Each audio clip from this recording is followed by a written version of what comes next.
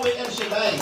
Sabi ng Philippians, sabi ni St. Paul, chapter 4, verse 19, pinalalakas niya ang kanyang mga tinuturuan sa mga taga-Pilipos. Sabi niya, at buwat sa hindi mauubos na kayamanan ng Diyos, ibibigay niyang lahat ng inyong kailangan sa pamamagitan ni Kristo Jesus. O ngayon, sa lahat ng ating pangailangan, kanino ka pupunta? Ayun. Kay Yahweh Shaddai. Kaya huwag kang mawawala kay El Shaddai.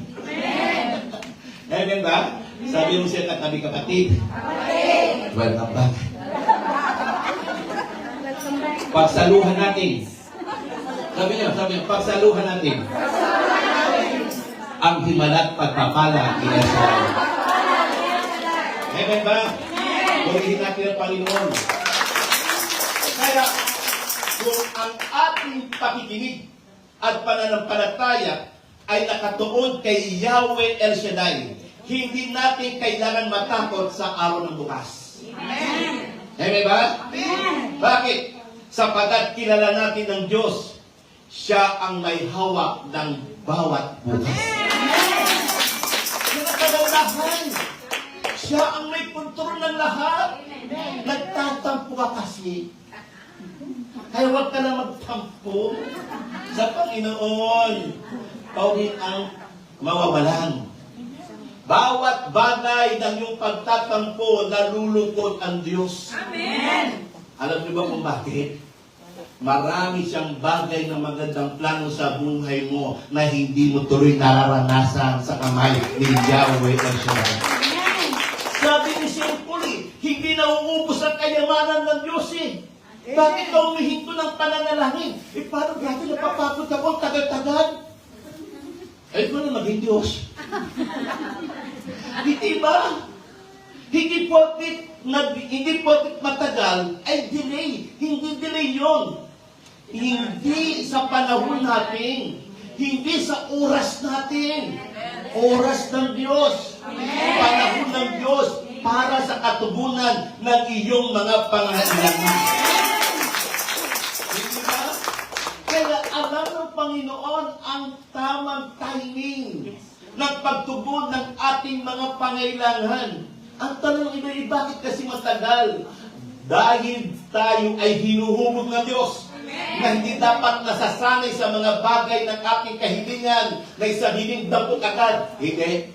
Ang gusto ng Panginoon, anak, tila yata hindi na ako ang iyong pinupuntahan, kundi kahilingan na lang. Hindi ba? Nagsiselos tuloy ang Panginoon. Hindi na ang Diyos ang tinitingnan mo, kundi ang pagpapala na lang galing kay El Shaddai. Tandaan natin, mas mahalaga ang Diyos kaysa sa ating mga kahilingan. Hindi ba? Kaya gano'n kamahal tayo ng Panginoon na pinakailangan bilang lingkod ni Yahweh Shaddai, maging matatag, maging malakas tayo sa anong sitwasyon. Hindi tayo matitinag kahit tagutom. Amen! May nakasama ko sa flat. Hindi marunong kumain ng kanin. Sabi ko, itong matatag. Hindi ba? Itong matatag. Kahit hindi ito kumain ng kanin, nabubuhay. Sabi ko gano'n. Kumain ako ng kinain niya. Sumasyon ko. Kasi, hindi ako gano'n nagiinom ng gatas. Mukhang nanibago. No? Sabi ko, ang tatag naman ng sister na ito. No? At kaya niyang harapin ang anumang sitwasyon ng buhay. Sabi ko, dapat ito lagi nag-share ito eh. Kasi nakaka-inspire ang kanyang mga sharing.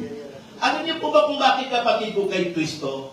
Ang isang taong inspired sa Diyos, lagi matatag. Amen. At kayang harapin ang anumang sigalot sa buhay. Kasi merong natutunan kay Yahweh. Kaya kung lalayo ka sa Kanya, paano ka matututo? Kung lalayo ka sa Kanya, paano ka magiging malakas? Salmo 121, verse 1 and 2. Saan magagaling ang saklolo ko? Sabi ng kasulatan. Sa Panginoon na may gawa ng langit at lupa. Kaya Ano pa ba kapatid ang hahanapin mo sa Diyos? Hindi mo siya makikita kung saan-saan. Kung saan ka tinawag ng Panginoon, manatili ka roon. Dahil diyan ka tinawag, diyan ka pagpapalain. Diyan ka tinawag, diyan ka paghihinalain. Diyan ka tinawag, diyan ka pagyayamanin. Yan ang unang katotohanan.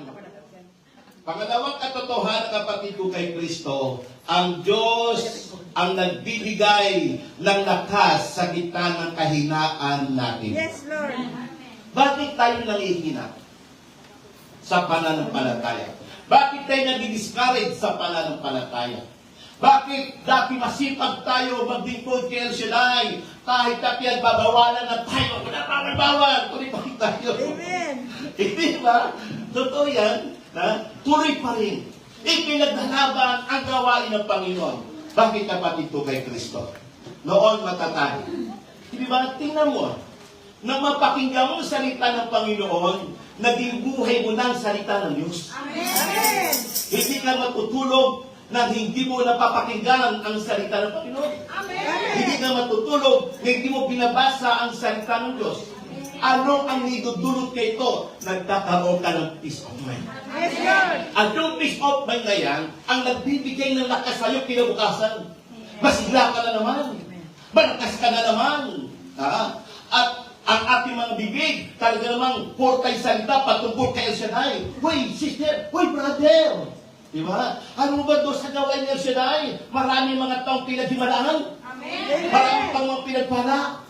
At hindi lang yan, marami mga taong pinagyaman. Talaga, oo. Sabi niya, di ba, mayaman ka na ba? Ay, sa pangaling mo. Di ba? Di ba? At hindi lang yan. Lalo maganda. Totoo yan. Yung unang punta ko rito sa gawain, ako'y 19 anyos, ang tingin sa akin 30 anyos. Sobrang itim ko. Sobrang payat ko. Mukha kong 30 anyos. Kaya yung lumang picture ko, pinunik ko. Hindi ba? Nang dumating ako kay Yahweh Shaddai, gusto Panginoon ko. Pinagpala ko ng Panginoon. Naging katulad akong ni Brother Mike, guwapo. Hindi ba? Kaya ano yung sabi kapatid? Palakasan. Kapag pala isang taong pinanghihinaan, ito'y nagbibigay ng katandaan. Amen. Totoo yan. Kapag lagi kang mahina at lagi kang nagbulukpok, yan ang magbibigay sa iyo ng kahinaan at nagbibigay ng katandaan. Hindi ba? Sabi nga, ang pusong masayahin ay talo pa ang gamot na hindi lang sa gamot mamahalin. Talo pa ang makeup yung mamahalin. Hindi ba?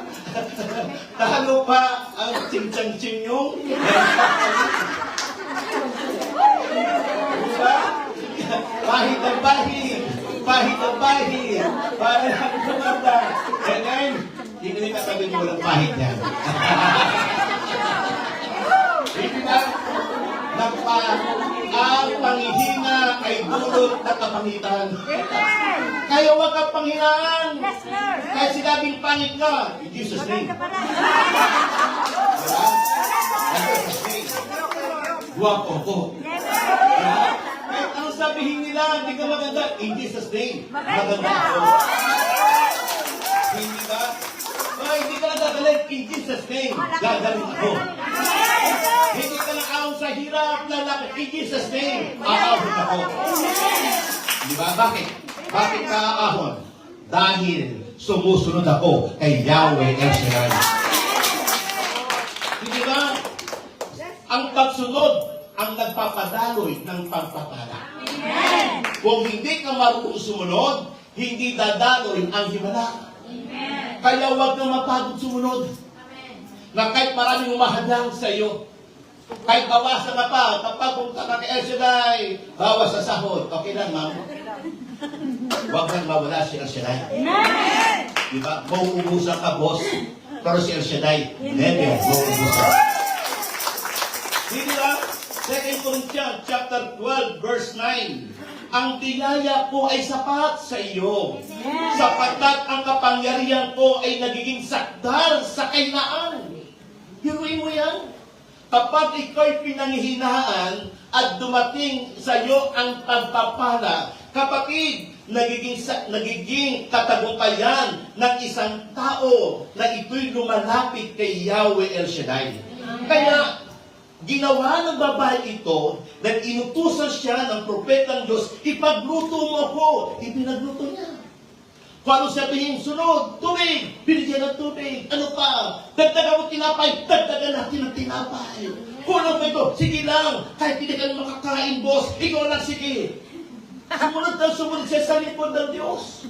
Walang sinabi yung likod ng Diyos na hindi niya ginawa kahit na siya'y nawawalan, kahit na siya ang nauubusan, kahit na siya nasasakripisyo. Pero bakit hindi iniisip yung magiging kakulangan niya? Ang nasa isip niya, higit pa roon ang matatanggap ko sa mga bagay ng kabutihan ng aking pagsunod. Yun ang importante pagsunod. Huwag kang matatakot sumunod. Amen. Hindi ba? Kasi kapag natakot ka sumunod, ang demonyo ang iyong pinakinggan. Ha? Kaya kapag alam mong tamang sinusunod mo, mananampalataya ka. Amen. Hindi sinungaling si Yahweh El Shaddai. Amen. Kaya anong ibig sabihin kapatid ko kay Kristo? Hindi ba napakasaya kapag ang salita ng Diyos ang laman ng iyong puso? Amen. Totoo yan. Minsan, sinabi ni Brother Mike, kay HCC. Alright, kay HCC nun. 90, magnanatang-usapan ka ng 19 yun. Basta, kay HCC. No? Sabi niya, gusto niyo ba kayong pagyamanin ng Diyos? Amen. Sabi ko man, Amen! Nauuna ko. Yes! Sabi ko. Sabi mo, ang sinong sumunod maniwala at mangyayari sa kanya ang kanyang pangarap sa buhay. Sabi ko, Lord, gusto ko, Panginoon, maging negosyante. Kapag naging negosyante ako, Panginoon, siyempre, Lord, maglilingkod ako sa iyo. At kapag yumaman ako, tutulong ako, Panginoon, sa mga gawain, sa mga taon na kailangan. Kaya, Lord, huwag mo lang akong gawin isang preacher. Negosyante na lang, Panginoon. Yan talagang aking favorite. Negosyante ako noon. Alam mo, kapag nagnegosyo ako, napakagaling ko magnegosyo. Gusto mo na pantalon? Original? 150 lang. Yung alam, medyo basa-basa pa. So, kapatid ko kay Kristo, sabi niya, itaas man yung mga wallet. Tinaas ko naman. Sabi ko, Lord, ito na ang kasagutan ng aking kailangan. Sabi niya, huwag mo titingnan ang inyong pagbunot sa inyong wallet at pagkatapos doon, kunin nyo, ibigyan nyo sa katabi ninyo.